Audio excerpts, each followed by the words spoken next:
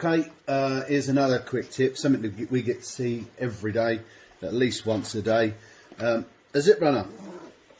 Can I have a new zip please, because it's not closing. Now, a lot of the time you can fix this kind of thing at home with a few very basic tools, and I'm going to show you quickly how to do it. What we do, if you put the zip itself on something hard, give it a hard background.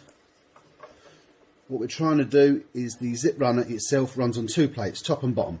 They run parallel. After the zip wears a little while, they open up.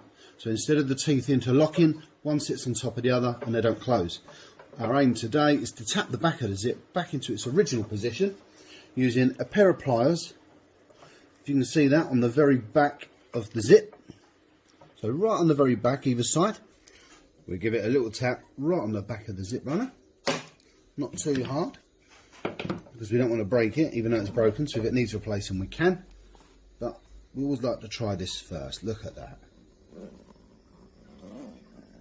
90% of the time you don't need a new zip. If the teeth are okay, it's either a new runner that's required, or sometimes you get away, especially if you're on the field horse riding and you need it working now. Another quick tip, these quick shine for shoes, you know, these silicone wipes. If you wipe that on the actual zip itself, absolutely ideal for lubricating a zip without staining any of the surrounding area. You can use that trick on handbags, sofas, cushions, or absolutely anything. Hope that helps some of you.